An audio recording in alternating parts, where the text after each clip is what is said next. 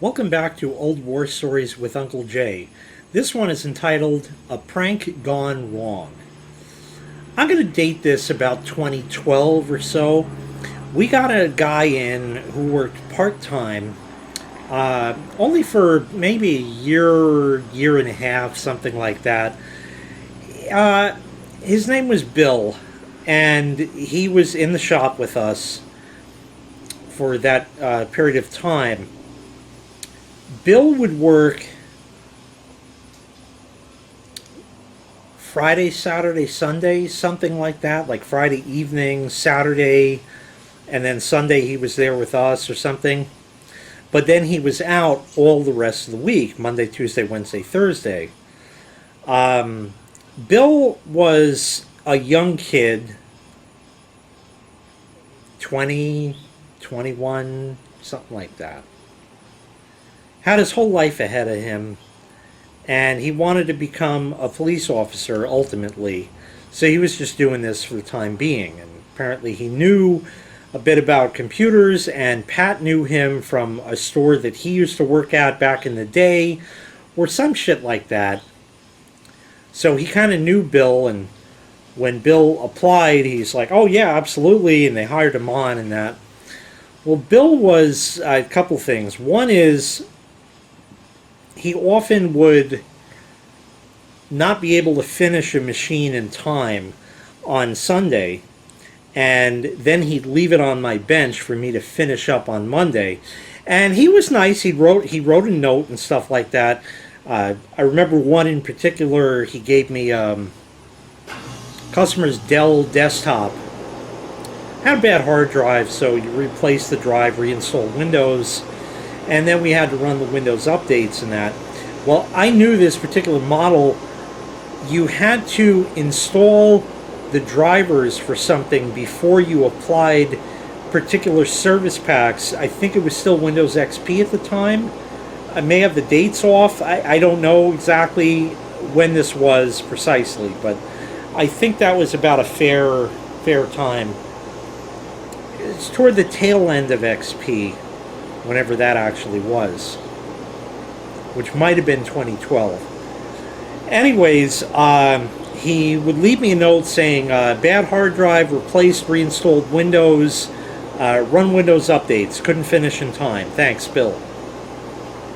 Good, short and sweet, to the point, and it should be an easy order. And then I would get to close that work order out, even though he basically did the brunt of the work. Well, he didn't know about this shit, so he installed the service packs, but I can't install the drivers now.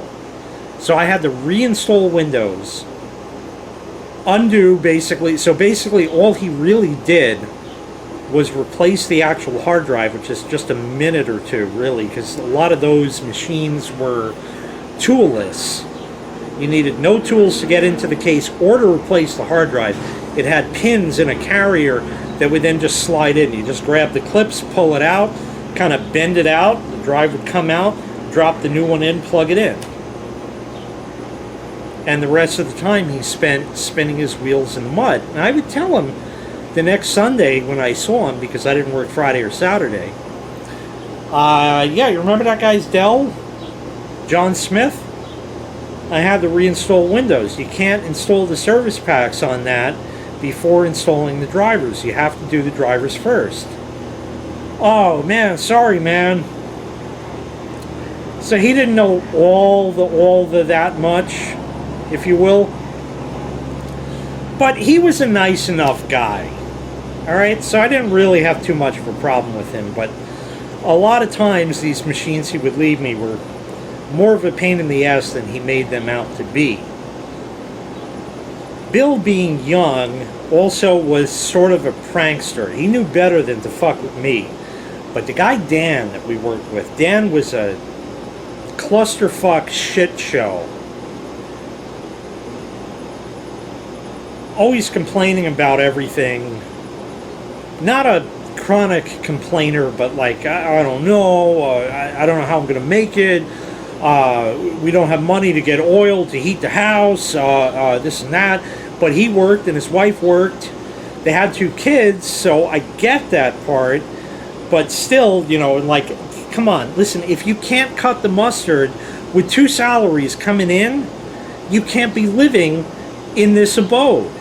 You just can't afford it if you can't afford to heat it. You have to plan this shit out. And he had a pool, so I would often give him tips on that. Dan was just a walking shit show. But we also would fuck with Dan because he was easy to fuck with. And Bill knew that. Well, we had this thing where by the registers we had refrigerated cases, and in there you have your Red Bull and your Monster and whatever other energy drinks. You'd have bottles of water, 20-ounce bottles of Coke and Sprite and whatever else, stuff like that.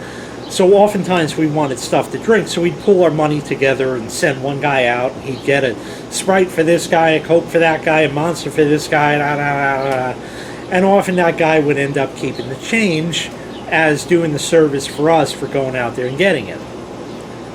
Fair enough. So that was really that. Dan had a 20-ounce bottle of Coke one day. Had the screw on top, just like a 2-liter bottle. Okay, everything we're used to. And Dan said, okay, I'm going to lunch. All right, we'll see you, Dan. So Dan goes out to lunch. Well, what's on his bench? That 20-ounce bottle of soda. And he didn't finish it. So obviously you're not going to throw it out. You're going to come back to it. I know it's warm at that point, but still.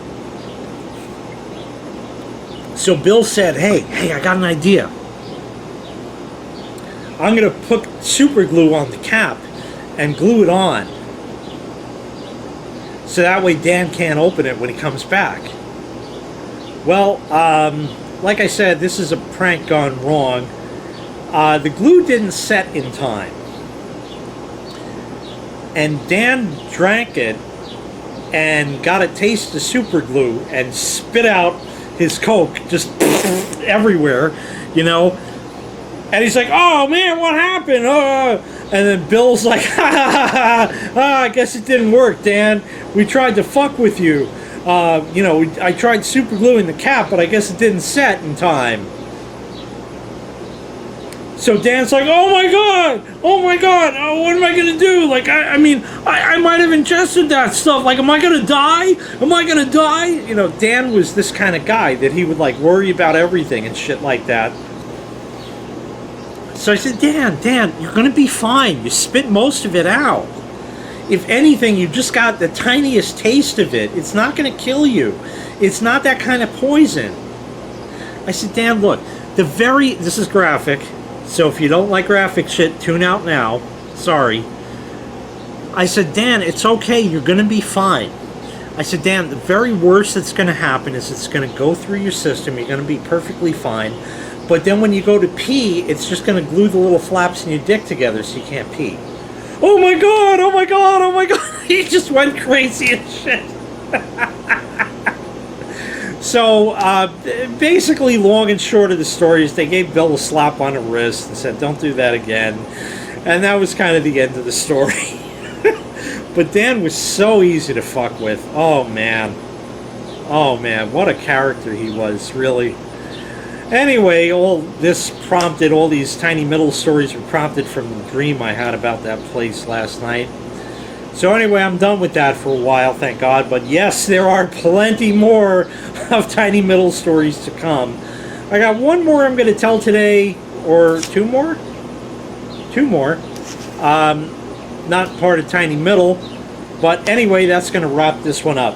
Thanks so much for watching. I really appreciate it. Make sure you click like, make sure you click subscribe, and take care. We'll see you next time. Bye-bye.